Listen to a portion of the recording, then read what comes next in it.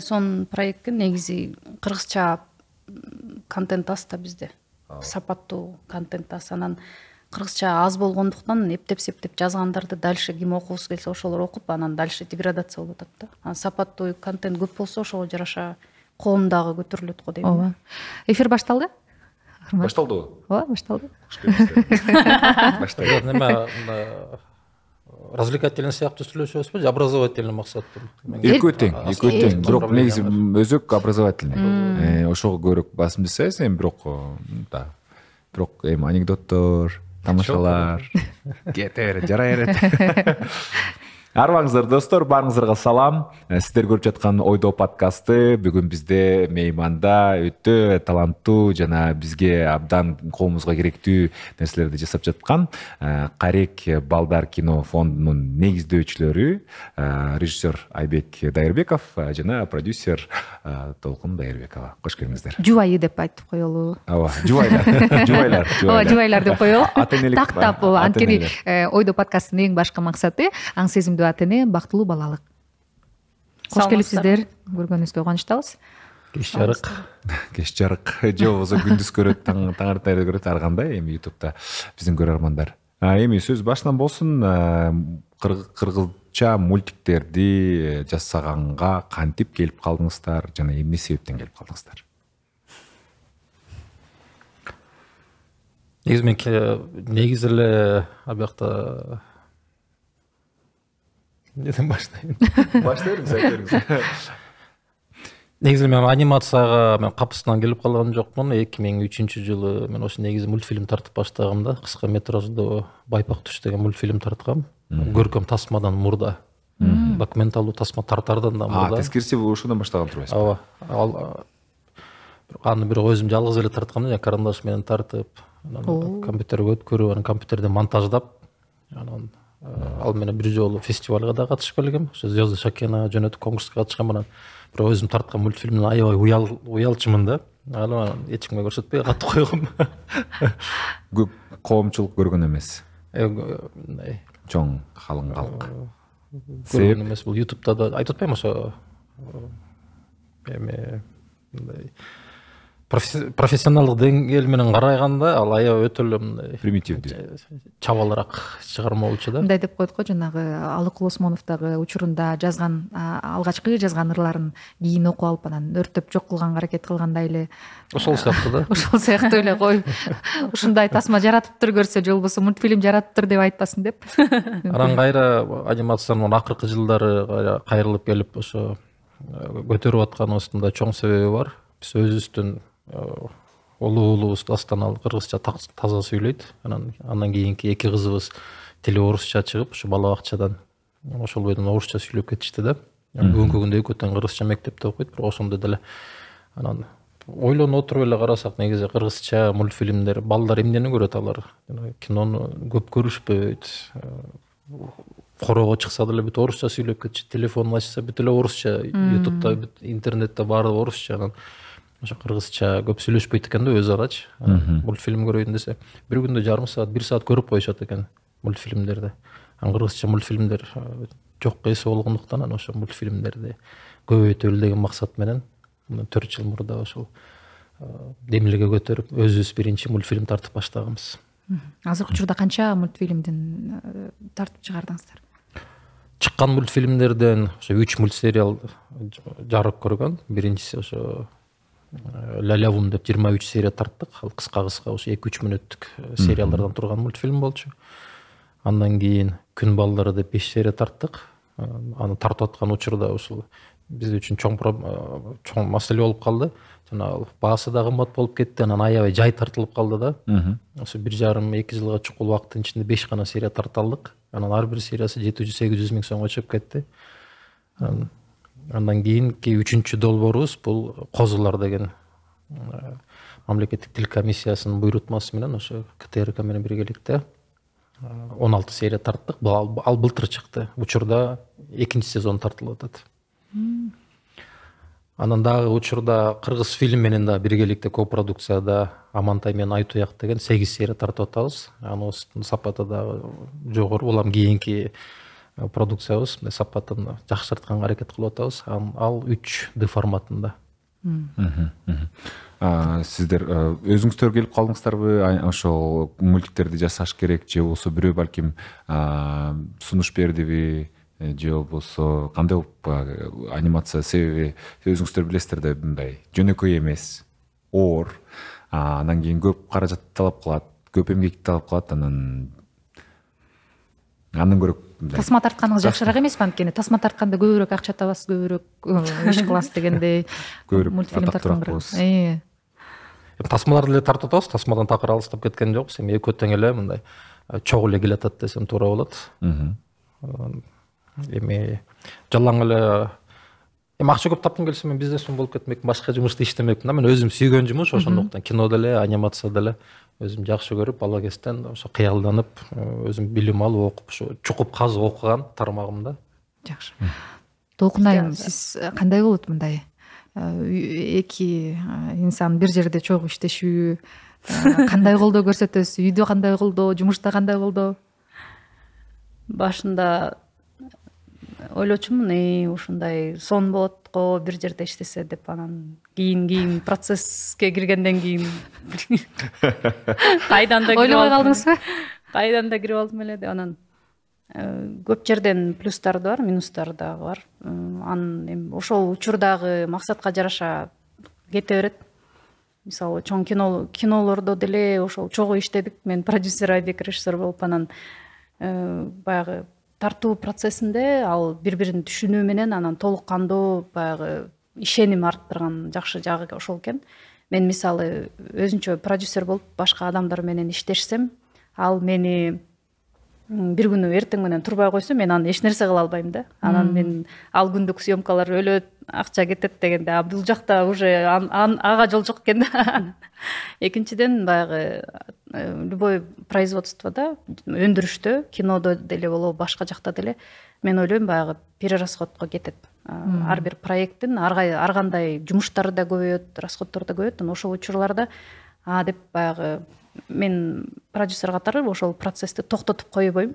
Экөөбүз кеңешип, анан дагы кошумча каражат таап, дагы кошумча жумуштарды жасап, ошол продуктту сапаттуу болушуна бирге барабыз да. Анан аягы баягы чыккан продукту көрүп алып, анан жыйынтыгында сүйүнүп, рас эле ушуну жасап турбуз деп, анан башында эми көп эле нерсени мен Айбекке ишенип киргем. Өзүм деле бул өзүм экономика жагын окугандыктан Айбекке турмушка чыгып, анан мындай Айбектин жашоосунда эмне болуп атса ошол жакты көбүрөөк билип калган үчүн көбүрөөк Айбекке ишенчүмүн да. Анан азыркы күнү мына мультфильмде деле азыр ошол могул жазаш керек, кылыш керек да, анан деп мен ишенип кирип, артынан кирип алып анан жасап атабыз. Анан кичинекей кызыбыз бар, 1 жаш 9 ай болду. Анан ошол козулар чыкканынан коюп берсек, ошого туш келип калды. Убактысы телефон көргөнгө, анан телефонду көргөндө мейли козуларды коелу десек, ал телефон дегенди козулар деп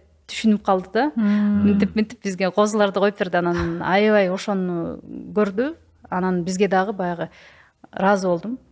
Ошол балдар үчүн, улуу балдарыбызга жасап жетишпей калсак дагы, ошо кичүү кызыбыз биз жасаган продукту көрө алды. Кыргызча биринчи мультфильмди көрө алды деп, анан ал кызыбыздан да фидбек көрөбүз.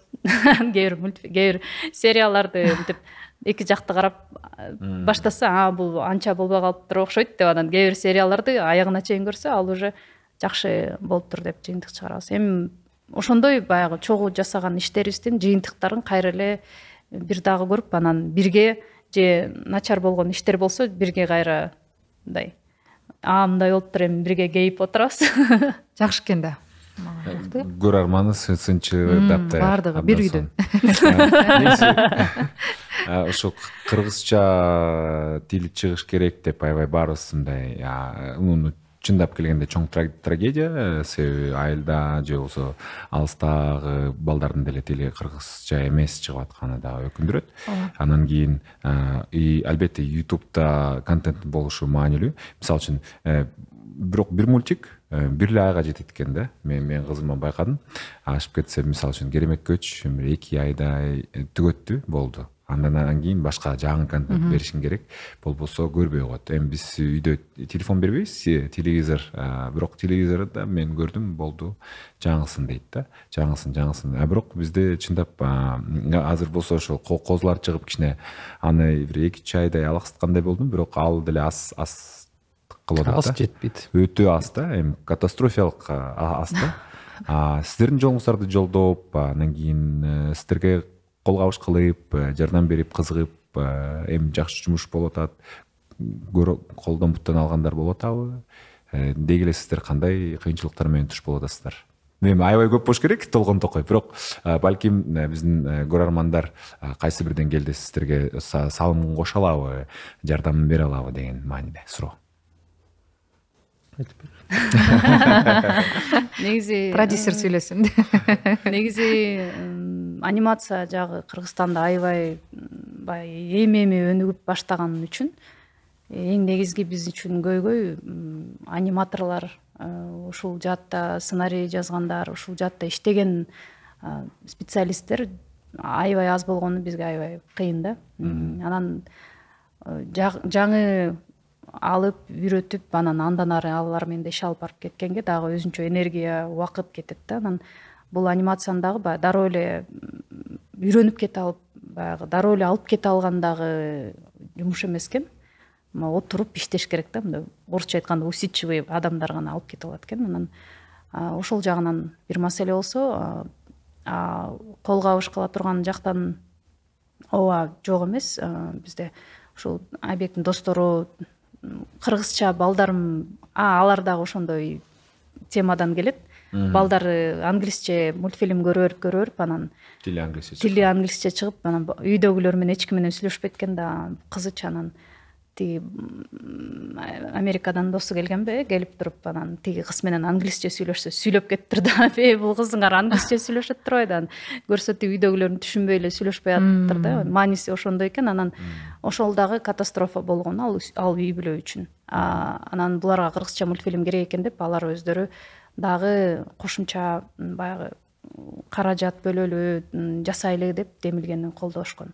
Азыркы күндө биз ошол тил комиссиясы менен бир проект жасап атсак, 2-сезонун өтсөк, кыргыз фильм менен дагы Амантай менен Айтуяк жасап, кийинки проектке дагы баягы сунуш киргизип иштер жылып атат. Анан мындайча айтканда, баягы өкмөт бул нерсеге каражат бөлүп, ушул нерсе жасалыш керек деген бул чоң кадам болду. Буга дагы bundan улам баягы балдарга дагы көп мындайча айтканда мотивация болуп атат. Ушул жаатта окусак, жумуштар көп эле экен, ушунча проекттер ишке ашса, көбүрөөк специалисттер дагы керек болот деп. Анан жылыш болуп атат. Эми баягы бул анимация жааты негизи эле баягы кыймылдаганы бизди аябай кубандырат да. Анан мындан ары дагы өнөт, өсөт деген муз ордунан жылды дейбизби, эң башкысы. Анан жакшы экен Кыргызстандын балдарына, кыздарына кам көрүп атыптырсыздар, кыргыз тилинде сүйлөөсүнө. Анан үйдөгү балдар, кыздарга убактыңыздар болобу? Кантип жетишесиз? Ушул жөнүндө кызык болуп атат мага. Сен кандай убакыт бөлүп атасың? Атасы катары же мисалы азыр биз үйдөн келип атабыз. Мисалы бияка силер менен маекке биз үйдөн келдик. Жумушка дагы жете элекпиз. Анан толкун бул жактан көбүрөөк, бар мүмкүнчүлүгү көбүрөөк балдар менен сүйлөшкөнгө, меники азыраак да. Мисалы кино тартканда дагы командировкаларда аябай көп жүрүп калам. Баша 3-4 жыл чет жакта болуп калдым го дейм. Сериалдар тартып жүрүп, кинолор тартып жүрүп, маараны толкун бир топ балдар менен болот да. Ага салыштырмалуу азыр мультфильм тартып атканда мен үйдө элемин да, балдардын жанындамын. Сөп дегенде мультфильм бар эле офисибизде тартылат. Анан берки маселе болсо биз Кыргызстанда эле эмес, бул бүт дүйнө жүзүндө ошондой экен. Азыр толкунда бир чет өлкөлүк партнерлер менен сүйлөшүп, эл аралык долбоор кылган атабыз, Кудай буйруса. Анан көрсө бул кошуна Казакстанда деле, Өзбекстанда деле, Турцияда деле ошол проблема экен. Бул бизде эле эмес, биздин эле көйгөйдө ойлой беребиз андай эмес, бул бардык жерде бирдей эле маселе экен. Тил боюнчабы? Тил боюнча. Мен ошондо кошумчалап кетейин. Биз азыр ошол ошо Азербайжан, Турция, Өзбекстан, Казакстан, Түркменистан, Кыргызстан болуп 6 өлкөдөн ортодон бир проект жасайлы деген сүйлөшүүлөр болуп атат азыр. Анан ал жакта ошол эле өлкөлөрдө бардыгы деле ошол бизде кандай көйгөй болсо ал жакта деле балдардын баары тең ютубтан англисче, орусча бүт контентти көрүшүп ошол тилде сүйлөп атат. Биз ошол биздин тилде мультфильм жасашыбыз керек деген чоң маселе бар экен да. Анан баягы тажрыйба алмашуу, ошол эле көп нерселерди бири бирибиз менен иштешүүгө деп баягы жолдор жасалып атат да, жаңыдан. Анан биз айтып атпайбызбы, силер бизге тажрыйба бөлүшкүлө десек, алар күлөт, биз деле жаңы баштап атабыз. Анан анда нормально деп. Демек, бул бизде эле маселе эмес, Кыргызстанда эле кыргыз тили жок болуп баратат, балдар кыргызча сүйлөп атат деген. Анимацияга бирок ушунчалык акча көп кетет деп урмат, мен мындай ушул тармакта жүрүп деле мен ойлоп турмун. Мисалы бир чыгарылышка бир канча dedиңиз? Бир чыгарылыш, мисалы үчүн Козулардын бир чыгарылышы канча турат? Бир сезону Бир сезондо канча серия бар? Бир сериясы 16 серия жасалды. 16 серия. Былтыркы сезондо 16 серия жасалды. Ошондо 4 миллион сом бөлүнгөн тендер менен. Ошол тыйынга жасалды. Бирок бул жалаң гана балдардын эмгек акысы. Бул сумманын ичинде. Офис анан жанагындай оборудованиялар алар кирбейт да бул суммага. Аларды кайдан аласыздар? Алар өзүбүздө бар болгон үчүн биз ошол бюджетти бергенде дагы ошол сумманын ичинде балдардын эмгек акылары, музыкалары, ошол жумуштар. Эми алар баягы жартылай жаап атат, бирок биз баягы ал нерселер бизде бар болгон үчүн алар бюджетке киргизбей элебиз да. Демек, бул жерде дагы өзүңүздөрдүн жарандык кызматыңыздарды, жоопкерчилигиңиздерди мойнуңуздарга алып, кандайдыр бир деңгээлде тилдин өнүгүшүнө, балдардын тили кыргызча чыгуусуна сиздердин салымыңыздар зор экен. Эми баягы кандай десем, сапаттуу болсун деп негизи мына мисалы ушул козуларга Россиядан, Орусиядан эмне дечи эле? Айта бериңиз. Кеңеш берип турат, бизде консультанттар бар. Супервайзерибиз. Москвадагы ошол бүткүл союздук ВГИК деп коебуз. Ошол жерде сабак берген, ошонун бүтүрүүчүсү. Ошол жакта бизге биринчи Бишкекке былтыр Бишкекке келип калган экен, биз бияктан ал менен таанышып алып, балдарга мастер-класс өткөргөнбүз өзүбүздүн офисте. Анан азыр учурда ошо онлайн ар бир серияны сценарийинен, синопсисинен баштап контролдоп карап берип турат да, балдарды дагы үйрөтүп. Кызматын акчалат. Ооба, албетте, кызматын акчалат. Анан биз ар бир серияны дагы психологторго да окутабыз. Бул жагынан да себеп дегенде, ошо психологтордун контролунан бир нече серия өтпөй калды мисалы. Анан дагы башка консультанттарыбыз бар, үн боюнча дагы. Ошо сиздер сценарий кезинде көрсөтөсүздөрбү психологторго, же болбосо жасагандан кийин аны өтпөй калды? Жок, сценарий кезинде. Жасагандан кийин эмгектин баардыгын элестетип, сценарий кезинде КТРден, синопсис кезинде КТРден көркөм кеңешинен өткөрүп, анан ушундай процедуралары бунун. Менин оюмча биздин көрөрмандарга деле кызык болуш керек. Негизи эле мультфильм кантип жаралат? Эмнеден башталат? Кандай? Мисалы козуларда бул эми идея пайда болгондон кийин биз козуларда дагы ошол идея кимге таандык? Идея меники. Козулар. Персонаждардан ойдо ошол жеңил жазалысын деп биз негизи Трикотаны мисал кылып алганбыз. Бул дүйнөлүк бренд болуп калган аябай чоң франшиза. Ал өз учурунда Свинка Пеппадан алган, же мага билбейм, ошондой сезилет го. Эми кайсыңыз биринчи чыккан деле эсимде жок, экөө тең окшош да негизичи. Анан биз жана анимациядагы тезирээк болсун деп акчабыз өтө көп эмес да. Ошондуктан да козуларды мисалы козулардыкы кол эмес, туяк да. Алар мисалы 5 манжаны кыймылдаткан ошондон эле биз бир топ убакыт экономдойбуз да. Анимациянын өзүндө көп мындай кандай десем, көзгө көрүнбөгөн иштер абдан көп. Анан серияларга келгенде разработкага өтө көп убакыт кетет экен, жана персонаждарды таап, биринчиден балдардын сүймөнчүлүгүнө ээ боло турган персонаждарды таап, ошолорго жараша үн коштолор. Мисалы козуларда кээ бир персонаждардын үндөрүн биз 7 жолу алмаштырдык. Ар кимге окутуп көрүп, даяр болуп калгандан кийин да алмаштырган үндөр болду да. Себеп дегенде жана аудио кезинде кулакка жагымдуу угулушу мүмкүн, анан кыймылдап анимация бергенден кийин ал жана образга жараша көп нерсе иштеп кетет да ал жерде. Эмоциялар кошо иштей баштайт. Жана персонаж карандаш менен эң башында кагазга түшүрүлгөн каарман мындай жандуу болуп тириле баштайт да. Анан ошондо кээ бир нюанстар пайда болгондо үндөрдү да алмаштырууга туура келди. Анан серияга келгенде болсо биринчи синопсис жазылат. Балдар синопсис жазат, синопсисти дагы биздин консультанттар окуйт. Анан оңдоочу жерлер оңдолгондон кийин анан сценарий жазылат. Сценарий дагы 3-4 этаптан өтөт, ал кайра оңдолуп, сценарий даяр болоюн деп калганда аны психолог окуйт биздин. Анан YouTube боюнча дагы консультанттарыбыз бар, алар да окуйт. Себеп дегенде биздин ошо серияларыбыз жана телеканалдарга тартылган контент менен YouTubeга тартылган контенттин темпо, ритми такыр башкача болот экен да. Мисалы, кинотеатрга тартылган контенттин ритми такыр башкача да. Мисалы, толук метраждуу чоң кинону көрүүчү көрөрман кинотеатрга келсе, ал аягына чейин көрөт да.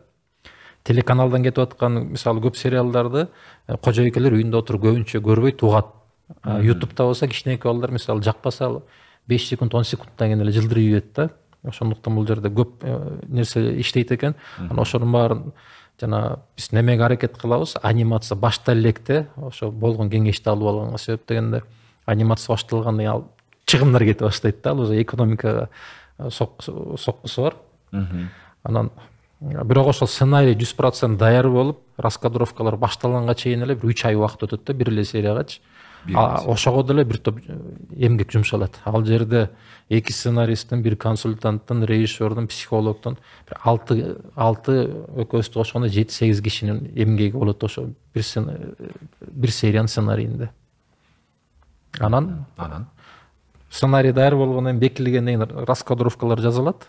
Раскадровкадан кийин да оңдолот. Аны супервайзер менен режиссер, анын продюсерлери көрүп оңдоолорду киргизгенден кийин ал жерден бир нерселер кыскарып оңдолуп, тамашалар кошулушу мүмкүн. Андан кийин ал нерсе аниматикке кетет. Аниматик дагы жазалгандан кийин аны дагы оңдоп түзөлөр болот. Аниматик деген ал жанагы толук сериянын кыскача варианты да. Анимацияга чейин аниматик. Таймлайнга түшкөн үнү менен кошо. Андан кийин ал нерсе композиторго кетет, композитор музыкасын жаза берет, аниматорлор анимациясын жазып башташат да. Ошондо аниматорлор эң акыркы этапта кошулат, ага чейин бир топ колдон өтөт. Анимациядан кийин монтажер отурат, анан режиссер баарын тең карайт.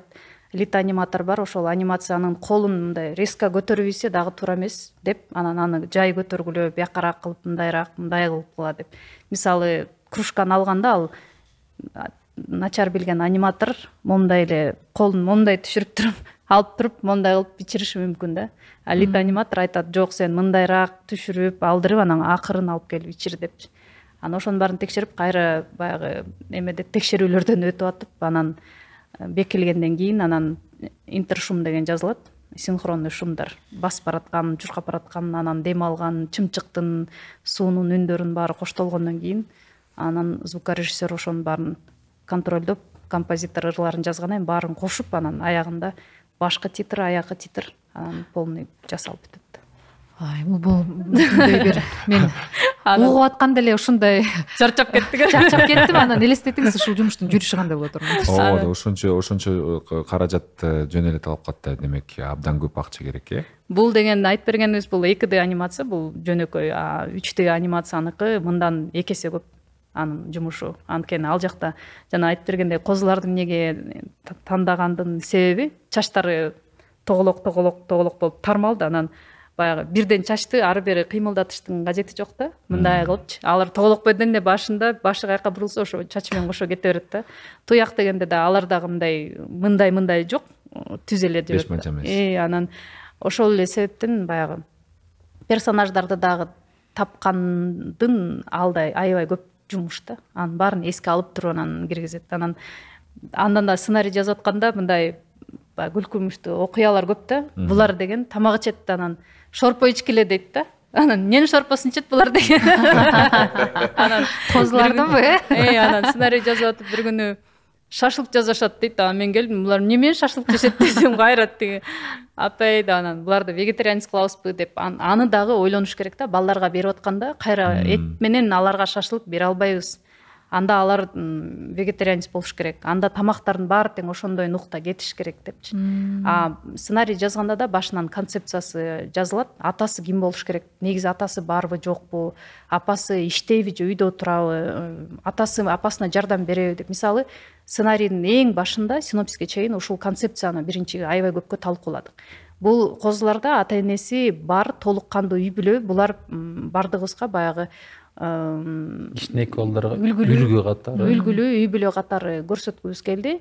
Андан дагы баягы бул жакта эмне деп койчу эле, анти каарман жок да. Антагонист жок. Антагонист. Анткени ал дагы баягы уламдан улам чыга берип, балдарга терс эмесин тийгизет да, таасирин тийгизет деп. Учурда азыр Маша и Медведь менен эме чоң немелер болуп атпайбы, проблемалар да. Мисалы ал жерде көп неме ата энелердин көбү жазып атат, бул эме Маша жанагы көргөн балдарга мындай терс үлгү көрсөтүп атат депчи. Анан биз ошо муну мисалы козуларда ошонун үстүнө аябай иштедик. Анан биз тандап алган концепция бизге кайра аябай мындай тоскоолдук болуп атат да, себеп дегенде жанагы мисалы Том и Джерри деп түшүнүктүү, ал жерде комедия кошо берсең болуп, башка чапкылай берет, кескилей берет, кубалашып жүрө берет да. Ну погодиде да ошондой да, жеңил да. Мисалы Три кота, биздин козулар, ошол сыяктуу концепцияда ал жерде сценарий жагынан келгенде өтө кыйын экен да. Мисалы оңой менен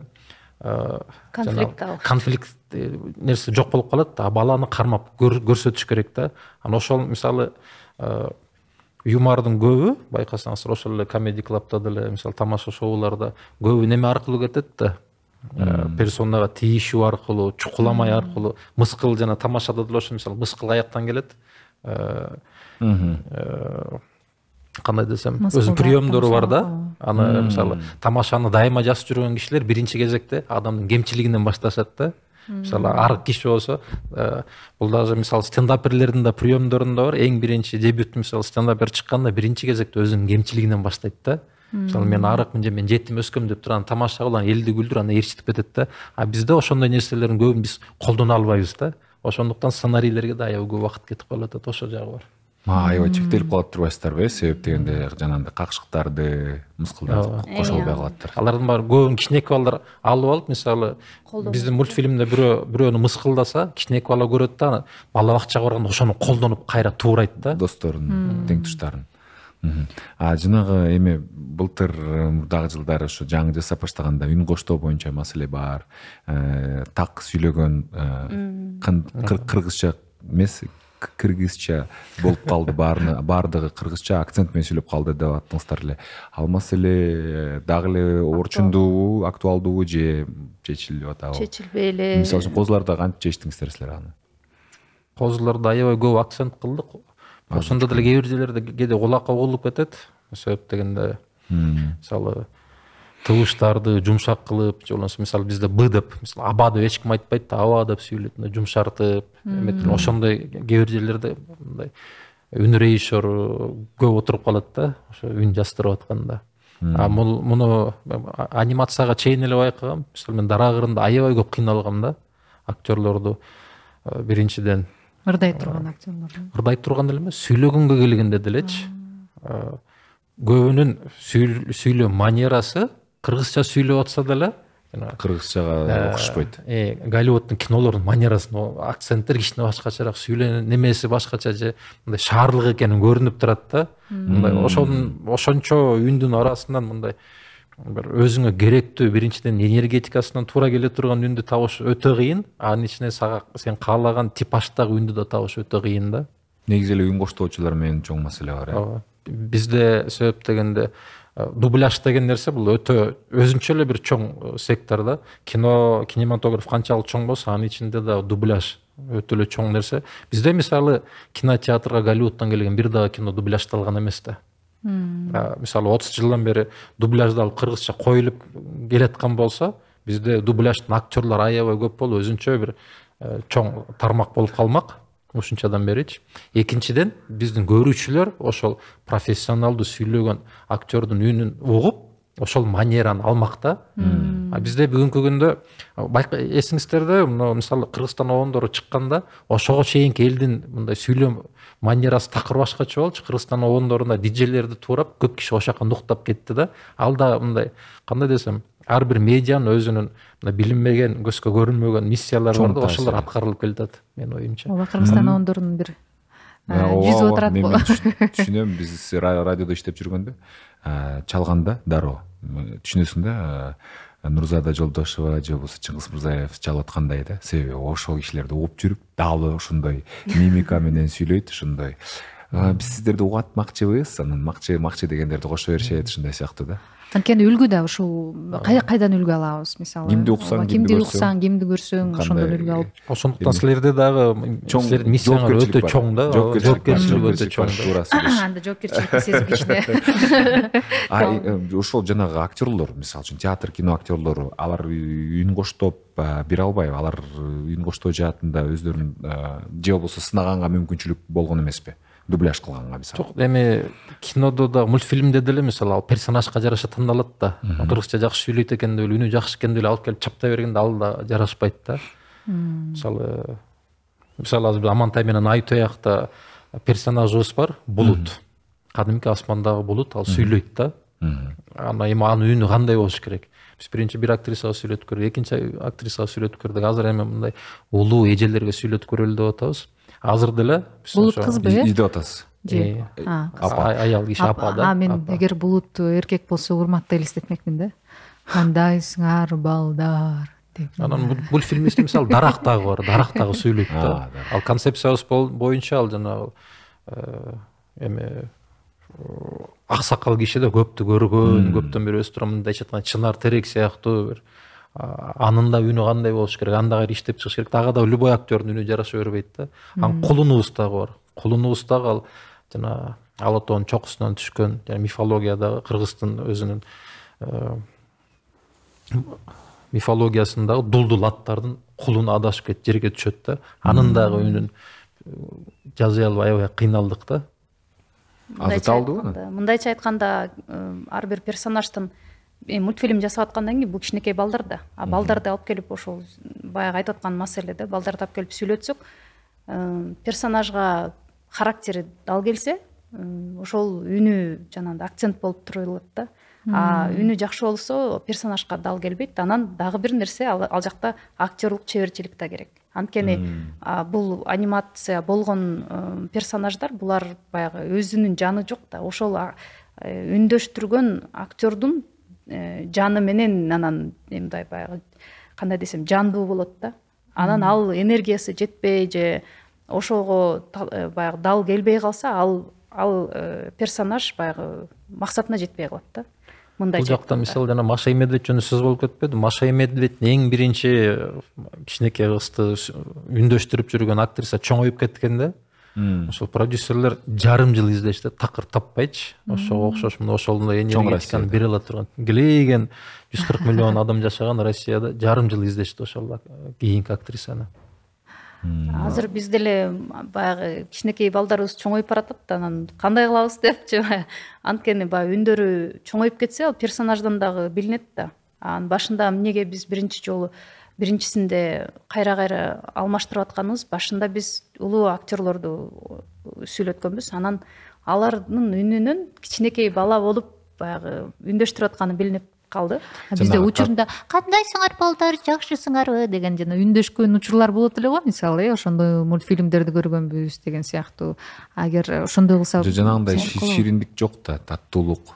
Жеке айтыңызчы, мээрим деген эмне деген. Мээрим. Ооба, ошондой сыяктуулардын баары кулакка сиңип, жага тургандай, элдин баардыгы сүйүп көрө тургандай болуш керек да. Ал чындап аябай маселе булар. Ооба, анан ушунча эмгекти баягы жарыкка чыгаргандан кийин, көркүнө чыгаргандан кийин, ооба, жан берилгенден кийин мен ушул YouTube'дагы көрөрмандарды, бизде ойдо подкаст көргөндөргө, балдарыңыздарга ошо кыргызча мультфильм көрсөтүңүздөрчү. Балким кийин ал балдар, кийин эмес, эми жакын убакта балким биз менен чогуу иштеш, сиздер менен чогуу иштешип калышат чыгар. Себеп дегенде ал адамдар кандай укса ошол нерселер чыгат да кайра. эми өз ара жанагындай орусча сүйлөгөн болушса кичине оорураак. Менин кызым деле ошондой акцент менен сүйлөчү, анан азыр кичине акценти кетип баратат. Мисалы үчүн үйүнө айтпайт да, эмнегедир. Неге? Төө десең тоо дейт. Неге? Мындай ушул настройкаларында жана жок сыяктуу да. Клавиша. Ошондой сыяктуу. Мен таң калчумун. Анан кийин эми жакшы козуларды көрөт, керемет көчтү көрөт.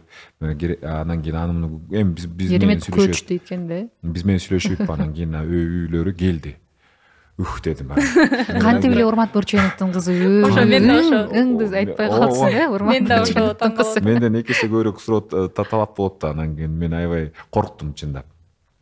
Сиздердин балдарыңыздарда ушундай маселе бар деп айтып калдыңыздар. Ооба, бар. Анткени ошол айткандай эле садикке барган, бала бакчага барганда орусча сүйлөп башташып эле, анан ошол эле мультфильмдерди. Бирок ал кезде мынчалык көп ютубту көрүшчү эмес. Бирок ошол бала бакчадан эле орусча сүйлөп баштап, анан биз корктук. Болбой эле кыргыз мектепке берсек, кыргызча сүйлөбөй барышкан. Азыр сүйлөйт, бирок мындай уксаң күлөсүң да. Баягы мындай ушундай бир гүл күмүштүү акцент менен кыргызча сүйлөшөт да, анан деп анан эптеп аракет кылышат. Анан баягыда да тиги кичүү кызыбызды үндөштүрүп көрчү деп аны мындай бир аз мотивация кылып неме кылсак сүйлөп берет. Бирок ошондо деле ар жагында орусча туруп аткан, орусча ойлонуп аткандары бар да. Улуу балабыздыкка ал башынан чоң ата чоң апасы менен да дайыма сүйлөшүп, биз дагы көп сүйлөп атып, кыргызча башынан болуп калган үчүн аныкы маселе болгон жок. Анан эми кичүү кызыбызды мынтип карап атабыз, бирок болбой эле жанагы эми козулар деле түгөндү, чындап айтканда керемет көчтө түгөндү. Андан ары эмне көрөбүз? Андан ары три кота көрүп атабыз, ошол орусча сүйлөйт го эми ал дагы. Жана эми козулар 3 айда түгөнүп калды деп эдиңерби? Ошол маселе бизде өтө чоң, контент аз. Мен орточо эсептегем, Кыргызстанда контент жетиштүү болуш үчүн күнүнө бирден серия чыгыш керек экен. Козулардай мультфильмдер, ал 6 мүнөттүк да. 6 мүнөттөн бала бир күндө жарым саат көрсө 5 серияны бир күндө эле көрүп коет экен да. Мейли ошону 5 жолу кайталап көрсө деле ал 5 эле күнгө жетет да. Ошондуктан балдарга тынымсыз күнүнө бирден серия чыгып туруш керек да. Аны үчүн 2 студия, 5 студия жетишпейт, бир 10 студия, 20 студия иштеш керек да. Бизге окшогон студиялардан. Азыр силер жалгызсыңар. Жок, азыр дагы эме жана сыйкырдуу калемди ким жасап атат? Байрак групп жасап атат. Дагы ошо бизге окшогон дагы 2 студия жазып атат бүгүнкү күндө. Азыр бирок баары жетишсиз. Ал дагы жетишсиз. Негизи Кыргызстанда студиялар, майда студиялар көп, чоң студиялар деле көп, бирок көбү жана YouTube үчүн иштеген студиялар да. Ошолордун YouTube үчүн кыргыз тилинде контент такыр кызыксыз. Аларга жасап кереги жок да, себеби YouTube'дан акча түшпөйт кыргызча. Кыргызча YouTube'дан акча түшпөйт. Анан биздин мекендештерибиз бул жакта отуруп алып, ошол эле англисче сүйлөтүп аткандардын көбү деле биякта иштеп жашап атат ошол. Ооба. Аны сас келгенсип жана жасагандан кийин дагы эме көп да, эме элдин баары Pixar'ды көрүштү, тигини көрүштү, Disney'ди көрүштү. Мунуңар окшошпой калыптыр, тигиниңер мындайга жетпей калыптыр деп дагы ушундай сын пикирлер барбы? Негизи сиздерде алар кандай десем мындай кичинекей адамдар биякта жүрөгүңдө сынып калат го. Урматтын кичинекей адамдары көп да, ошон үчүн жүрөктөрдү кичинекей адамдарына чейин көрсөтүп атат. Бизге андай сындар, биз аларды айта электербиз, мисалы козуларды өзүбүздүн мүчүлүштүктөрдү билебиз. Бирок ошол эле учурда козулардын, мисалы козулар биз алдын ала эле биз эме Pixar'дын планкасын койгон эмеспиз. Биз 2 жаштан 6 жашка чейинки балдар үчүн тартканбыз да. Анан азыр учурда дагы жана толкун айтып өттү го, ошо эл аралык чоң компаниялар менен да сүйлөшүүлөрдү жүргүзүп атабыз, партнерлор. Алар көрүштү биздин мультфильмдерибизди, алар билишет. Биздин мисалы козулардын сапаты бул Голливуд болбосо дагы, СНГ аймагындагы өзүнүн эмеси өзүнүн деңгээлине өзү жетти да булчу. Муну азыр сунуштар барбы? Сатып алалы, мисалы үчүн ошол эле менталитети жакын казактар козуларыңар жакшы болот. Козулардын толугу менен КТРКда биз муну сата да албайбыз. өзүбүзчө Сунуштай да алардын албайбыз. уруксаты жок, биз өзүбүзчө тарта да албайбыз да. Бирок андан кийинки азыр 2 мультфильм тартып атабыз. Ошо Амантай менен Айтуяк менен анан дагы бир проектибизди ал разработкасыны уже 1,5 жылдан бери даярдап койгонбуз. Аныбызды биз азыр сүйлөшүүлөр менен Кудай буйруса быйылкы жылдын ичинде ошо чет өлкөгө мисалы үчүн Дисней саткантабыз да. мультиктерден көбүрөөк жанагы мерч, оюнчук аны мунусунан көбүрөөк акча табат эмеспи? Ошол эле Маша Медведь туурабы? ооба. Негизи бул рынокто анимацияда баягы биз эми баягы өздөштүрүп атабыз го. Толук кандуу ошондой экен. Мисалы сериалды, мультфильмди тартканда булар өзүнүн акчасын бизнеске салгандай эле салып, мультфильм, сериал кылып тартып, байма-бай таратып, каналдарга бекер болсо дагы берип дүйнө жүзүнө. Анан ошол өлкөнүн эмесине кирет экен. Баягы укугу, мерч боюнча укугун алып өздөрүндө да. Анан кийин ошол толтура баягы санда мерчтерин чыгарып, анан ошол өлкөгө анан сатат. Анан кээ бир өлкөлөрдө мисалы даже ошол Трикотанын баягы эмесин, лицензиясын сүттөргө, сүт азыктарына сатат экен. Анын сүрөтү турса, балдар ошону алгысы келип, ошол продукция көбүрөөк өтөт экен да, азык түлүктөр. Бул жакта деле бүтүндөй чоң мындай чынжырча болгон, байланган бир чоң бизнес кылса да болот. Бизнеске өтө чоң индустрия экен. Андан кийин сериал тарткан бул өзү баягы жарнама, пиар катары экен да, баягы персонаждарды сиңирип, балдарга сиңирип, анан артынан жанагы канцтовардан баштап оюнчуктар, анан чоң жанагындай нерселер, анан акыры бул кайра толук метраждуу мультфильмге айланып чыгат го. Ошондо уже кинотеатрлардан чоң суммаларды ошондон чогултушат экен. Андан сырткары мультфильмдин каармандары жанагындай ар кандай оюндарга колдонгондон дагы лицензияга авторлук укук деп акча төлөп турат экен. Басканын, турганын, кийгениң, алганын, ичкениң, жегениң баардыгы. Чындыгында эле эгерде сон болмок, эгерде козуларды чыгара турган болсо, да? Козулар оюнчук болуп чыккантат го дейм азыр. Ошол теманы айтып аткан, аябай мындай Булут деген бир каарманыбыз бар, ал да аябай мындай кыз да, ошол анан Борсок деген каарманыбыз бар, ошолорду чыгарсак деген сөз кылып атышкты эле. Бирок ал толук кандуу укуктарда болгондуктан биз бул жака эч кирише албайбыз.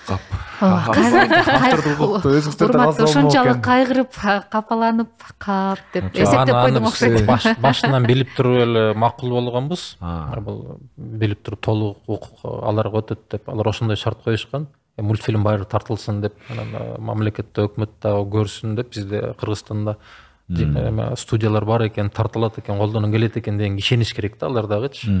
Анан ошондуктан биз эми кааласак козулардай мультфильмдерин дагы 5 тартып беребиз да. Буйруса. Анан акча маселесине келсек, мисалы, мамлекеттик деңгээлден тышкары дагы жеке буйрутмаларды тарта бересиздерби, жеке буйрутмаларды жасай бересиздерби? Бизге көп кайрылуулар болот. Роликтерди, рекламаларды, клиптерди да бир кандай майда жумуштарды албайбыз. Себеп дегенде, мисалы бир ролик тартыш үчүн 30 секунддук рекламалык ролик тартыш үчүн дагы бир 2-3 ай кетет да. Аны художниктер иштеш керек, аниматорлор иштеш керек. Анан ошончо эмгекти жаратып алып, анан бир кандай десем бир 2000-3000 долларга алып алып ыраазы болуп, анан ошол эмгегин калат да ошол жердечи. Андан көрө ошол эмгекти мисалы мультсериалга же 3 айдан көрө бир башка эмгекке разработка кылсак, ал 1 жыл, 2 жыл жашайт, анан тартылып калгандан кийин аны балдар мындай 1 муун, 2 муундун балдары көрөт да. Арканда алысыраак таштайт турбайсызбы көрсө, бүгүнкү эртеңки эмес, анимация жагында ошондой болуп калат экен. Анткени могу козуларды жасап атканда деле жарым жыл убакыт ошо персонаждарды бекиткенге кетти да. Баягы ар бирөөнүн айтып атканбыз, жанагындай чачын, даже көзүнүн түсүнүн, анан булардын башында баштардын баары тоголок болчу, анан кайра башка кылып бирөөнүн башы сүйрүү, бирөөнүн башы 3 бурчтук кылып өзгөртүп чыктык мисалы да. Анан көйнөгүнүн түсү, узундугу, бутуна эмне кийет деген баарын ар бирөөнүн детальдаштырабыз. Анан тиги мамасына эмне кийгизебиз деп, мисалы ошол эле учурда мамасын бул жакта баягы жумушу бар, бирок дайыма эле жумушта жүрө бербестен үйдө да оокат кылат деп, анан мындай эме кийип кой, туника менен эме кийип койгонбуз, лосина кийип койгонбуз да. Эми таза эле бул көйлөк кийип алып тиги эме болбосун, бирок ошол эле учурда шымаланып жүрбөсүн деген мааниде. Эми ошондой деталдар менен иштешүүгө көп ар бир персонажды жасап, анан үйүн жасаганда да үйүн 3-4 жолу алмаштырдык. Анткени баягы үйдүн ичинде тиги болбой калды, шырдак салалы дедик. Анан туш кийселели дедик. Анан кайра алып салдык, ал болбой калды. Анан түстөрүн ушул нерсенин баарын тең ар бир нерсени реквизиттерди салганда да баягыда реквизиттерди салганда сүт менен унду жасаптыр биздин балдар. Анан ошоюнча эле кетирип койгонбуз. Анан сыртында ун, анан сүт деп эле жазылып турган. Бирок ал өтпөй калды комиссиядан. Анткени ал сүт менен унубуз башка компания чыгарган баягы түстөрү окшошуп калыптыр. Анан анын беттерин кайра даяр болгон анимациядан беттерин тазалап, ак сүт анан ак эле он кылып калтырдык да. Мисалы ушундай детальдар менен иштөөгө дагы көп убакыт кетет. Анан жанагындай 30 секунд ишти жасап калтырып койгон баягы аябай жүрөгүң чыдабайт да. Мун нерсени жасадыңбы, алыска кеткен оңкен анимацияда. Ар бир персонажга ошол 2 ай, 3 ай. Жана анимацияларга брендтерди чаптап эметпейсиздерби? Иштеше элексиздерби? Же пландар барбы? Бул мамлекеттик заказ болгондуктан ага уруксат жок. Уруксат жок. Берки өзүбүз тартып аткан бир мультфильмге биз киргизип койгонбуз. Мисалы жана биз башында эфир башталардан мурда шороонун стаканы менен ичпедикпи? Анан өзүбүз аябай сыйлаган кишилер, сыйлаган компания, анан аларга чалбай айтпайлы өзүбүз эле киргизип койгонбуз мультфильмге. Алдын ала эле. Эми кандай десем, өзүбүз сыйлаган кыргызстандык брендтерди киргизебиз да, бирок алардан акча албай эле мынтип эле киргизебиз. Себеп дегенде биз мультфильмге кирип турду, алардын продукциясы эки эсе өсүп кетпейт да. Аябай укмуш популярный проект болгондон кийин анан мүмкүн андай нерсени кылса болот. Бирок иштейт бул нерсе, бул реклама, жарнама деген нерсе биз аябай мындай көргөн нерсеге көп таасир алабыз да. Мисалы, социалдык тармактарда Инстаграмды өтө активдүү колдонуучу катары кээде нативдүү рекламаларга салыштырмалуу мындай кылып койгон рекламаларда көбүрөөк эффективдүүрөөк да. Андыктан жүрөгүңүздүн кенендигине рахмат айтабыз. Анткени шороону ар бир эле кыргыз ичсе керек. Бул улуттун сыймыгы деп атап өтсөк да болот. Толук метраждуу мультфильм тартууга план барбы? Кыргызстан толук метраждуу мультфильмди кинотеатрда кайсы жылда көрүп калышы мүмкүн? Аябай сонун суроо. Андай пландарыбыз бар. Бизде учурда бир ошо 3 каарман менен иштеп атабыз. Бирөөсү жанагы Дулдул ат. Ошол анимацияны азыр көрөбүз. 1-2 жылда элден да фидбек алышыбыз керек. Элге жагабы, сиңеби. Анан биз негизи 2 же 3 сезондон кийин толук метражга айланталы деген ниетибиз бар. Ошондуктан бул персонаждарды разработкасында ошо аниматорлорго моделинг жасаган жигиттерге ошондой задача койгонбуз да. Бул жөн эле мультфильм эмес, бул низкополигональный эмес, жөнөкөй толугу менен толук метраждуу киного даяр персонаж болсун деп. Аны мындайча айтканда 10-сериядан болобу, 20-сериядан болобу,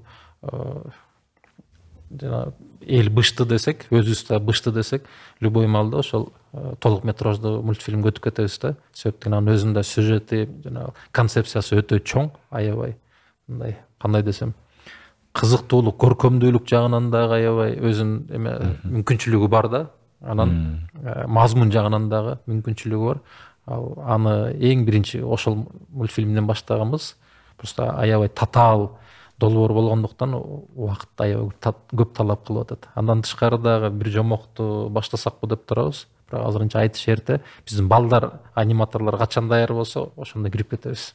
Жакшы. Анан тасмаларда негизи кайсы бир өлкөнүн өзүнүн саясаты, өзүнүн маданияты, өзүнүн нарк маселеси берилет да. Анан биз ошо мультфильмде бир гана кыргыз тилинде эмес, кыргыздын баалуулуктарын мындай кошо кетесиздерби? Кандай мындай салттарды мындай окшоштуруп берсе болобу? Кандай жол менен? Анын баары кирип атат, аны кандай десем. Бирок биз биринчи кезекте жана балдарды мына могул мультфильмди көрсөң, могул мультфильмден муну үйрөнөсүң деп бербейбиз да. Биринчи кезекте ошо баланын көңүлүн бурдуруп алыш керек. Бала көрүп мультфильмге сүңгүп киргенден кийин анан каалаган кичинекей өлчөмдөр менен беребиз да анын баарын. Азыр деле баягы сценарий жазылып атканда ошол баягы көзгө көрүнбөгөн нерселерди кошо алып киргизип атабыз да. Анан ал нерселер менен баягы балдарды үйрөтүү максатында кылганда эле дароо эле баягы которуйшат деп дагы бир нерсени үйрөтүп атат депчи. Анан биринчи кезекте бул мындай развлекательный жасалыш керек. Анан ошонун артынан бара-бара кете берет да. Мисалы, апасынын баягы сыйлап бир аяп бир ушундай эмелер бар. Анан атасы келип балдар менен эс алып келейин, сен анда муну кылып тур деп баягы камкордугун, атасынын камкордугун, балдары болсо үйүн чачып койсо кайра өздөрү иреттей ала турган бир сериялар бар.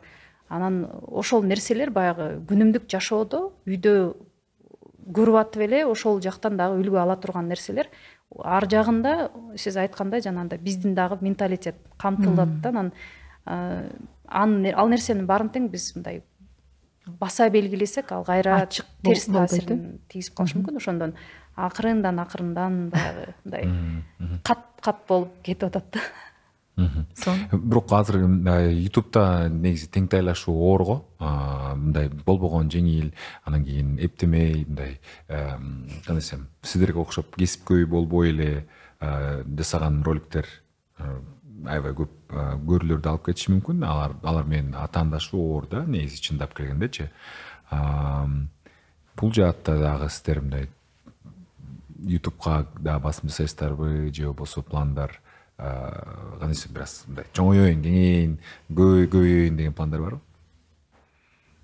Андай пландар бар. Жана башында айткандай ютубка тарткан балдар менен да кеңешип турабыз. Бирок ошол биз кандай десем, ортосунда жана орусча айтканда золотая середина барбы жокпу билбейм, бирок аракет кылып атабыз да.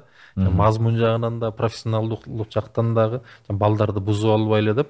Ал биринчи кезекте баары ошол болуп атат. Анан экинчи кезекте жана просмотрларда балдардын кызыкчылыгы артыш үчүн дагы көп нерселерди кылып атабыз. Ал жерде көп нерсе иштейт экен негизи. Музыка биринчи кезекте ошо сценарий иштейт да. Бирок жана сценарий жаза келгенде өзү трехактный структура менен жазылат.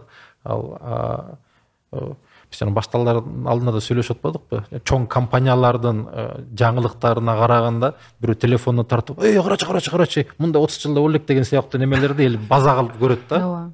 Мындай жакыныраак болуп сезилет. Толугу менен мындай бышкан продукцияны көп учурда кандай десем, бүгүн заман такыр башкача болуп кеткен. Мындайча айтканда, бул терс таасирин дагы тийгизет го дейм, 10 жылдан кийин, 20 жылдан кийин ошо жана 30 секунддук роликтерди көрүп чоңойгон балдар кийин хирург болгондо кандай хирург болот, же ошолор кийин юрист болгондо кандай юрист болот, ошолор министр, депутат болуп келгенде кандай болот да. Бул чоң маселени жаратышы мүмкүн.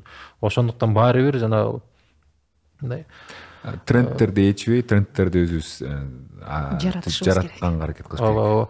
Жакында эле ошо Курман Жолдошев деген жигит биздин консультанттардын бири.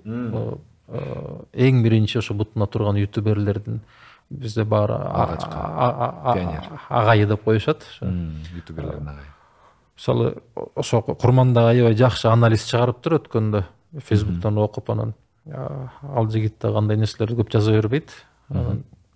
Мисалы, бизде дейт, Кыргызстанда делечи, азыр байкасаңыздар, кинолордо деле көп эл эмнени кааласа, эл эмнени окуса, кинонун мазмундары бүт ошондой болуп кетет да. Бизде мисалы башка өлкөлөрдө жана классикалык адабиятты окуса, ал жерде мисалы светский мероприятие деп койсо, ал жерде мындай кийингендер да башкача, барган максаты да башкача, сүйлөгөн сөздөр да башкача да. Кыргызстанда ошо светский мероприятиянын ордуна өзүңөр билесиңер, бул той да. Тойго жараша ырчылар да ошондой ырларды чыгара башташты. Дизайнерлер ошого жараша кийимдерди тиге башташты. Ошого жараша кинолор да тартыла баштады да. Бул кандай десем, баары бир коомдун көрсөткүчү да. Анан балдар да ошондой мультфильм көрүп калат да. Болбой эле аракетибиз эгерде мисалы 10 жылдан кийин, 20 жылдан кийин деңгээлибиз башка болсун десек, баары бир ошол жазган ырыбыз, көргөн мультфильмибиз, тарткан кинобуз дагы, жазган адабиятыбыз да башкача болуш керек да. Баары бир аракет кылышыбыз керек да. Эң туура, мен дагы кошулам. Мен ошон үчүн абдан жогору сиздерди сыйлайм, себеп дегенде сиздер көпчүлүктүн шарапаты менен мындай публикага оңой өтө турган, жеңил боло турган жолун тандабай, оор болсо дагы коомду жогору ээрчите турган мыкты контенттерди даярдап атасыздар. Ооба. Чындыгында эми мен баягы коомдо өзгөчө оорду демекчи, айтып калды го, мындай контенттер кетип атат депчи. Мисалы, чындыгында эле кээде байкабай калат экенсиң да. заманың бөрү болсо бөрү бол, түлкү болсо түлкү бол деп өзүңдүн максатыңды өзүңдүкүн жоготуп кээде ошондой учурлар көп болот экен да. Мен өзүмдү деле айтып жатсаңыз азыр анализ кылып атпаймынбы? Мисалы социалдык тармактардан, инстаграмдан көп киреше табам, анан бирок баягы видеороликтерди сапаттуу түрдө тартылган же болбосо мисалы эличек тууралуу, ошол эле кыздардын чачтары тууралуу, көйнөктөрү, беш көкүл деген сыяктуу темаларды баягы тартып киргизсең эмнегедир көрүүлөр аз да. Бирок сапаттуу кылып тартасың да. Камерага анын арендасы тиги бу, телефонго тартып алып эле мындай эле бир нерсени тартып койсоң же болбосо күлүп койсоң, жылмайып койсоң, көрүүлөр аябай көп топтолот да. Бирок мунун артында чоң жоопкерчилик бар экендигин дагы бир ирет мага эскертип өттүңүз. Ошону баса белгилеп айтып коеюн дегем. Рахмат, ыраазычылык билдиребиз анда. Рахмат. Эгерде дагы бир сөз болсо, балким маселелер болсо, эл менен дагы бөлүшөйүн деген ойлор болсо айтып өтсөңүздөр дагы жарашат. Жалпы алганда биздин убактыбыз дагы соңуна келип калыптыр. Жыйынтыктоочу пикирлер болсун анда сиздерден. Балдар менен кандай убакыт бөлөсүңөрбү деп жана суроо болгондо аягына чейин жооп бербей калдым. Азыр ошол баягы иштеп жүрүп эле улуу балдарыбыз мектепке барат, анан кечинде көрүшөбүз, стандарттуу эле үй бүлөдөй болуп, анан азыр болсо кичүү кызыбыз кичинекей, тиги балдарыбыз уже чоңоюп кетти да. Чоңоюп калды, анан ал менен көбүрөөк убакыт бөлгөнгө аракет кылып атабыз, бирок ошол эле учурда балдар менен сапаттуу убакыт өткөрүү деген ал чоң башка маселе экен. Жөн эле жанында жүрсөң, ал сенин жаныңда сезбейт экен дагы. Жанында эле жүрө берсең, ал сен балдар менен убакыт коротуп атасың, убакыт бөлүп атасың дегенге кирбейт экен. Анан сапаттуу мамиле куруп, ошол бир нерсе үйрөтүп, ошол эле учурда алардан дагы бир айткан нерселерди угуп, кайра жооп берүү деген бул чоң жумуш экен да. Ошону түшүндүм. Анан азыр ошол кичүү кызыбызга көбүрөөк көңүл буруп калып атабыз. Эми баарыбыз тең үйдө ал кичинекей болуп атат. Анан чоңдору дагы баягы чоңоюп атат. Анан алар менен эмне кылыш керек деп, анан баягы мен азыр кыздарга тарбия бериш керек, алар бир нерсе билиш керек деген бизде бир менталитетибиз бар. Бирок ошол эле учурда бул жашоодо алар башка үй бүлөгө барат, башка жака турмушка чыгат, же окуйт, өзүнчө жашайт деген мааниде алар дагы жашоосуна тың болсун деп бара-бара бир нерселерди үйрөткөнгө аракет кылып атам да. Мисалы, азыр Толкун айымдын кечирес оюңузду бөлүп таштадым. Үстүндө турган мына заманбап кырсык деп коет, бул өз колунан тигилген экен. Бул жерде бир үлгү алса болот. Мисалы, кызыңыз сиз тигип жатканда, сиз ошол нерсени жасап жатканда, демек ушинтип жасалат экен. Ошентип жасса болот деп сиздин жаныңызда жибиңизди кармап турса, ийнеңизди саптап турса эле, бул өзүнчө бир үлгү, өзүнчө бир сапаттуу көңүл буруу деп эсептеп билем да.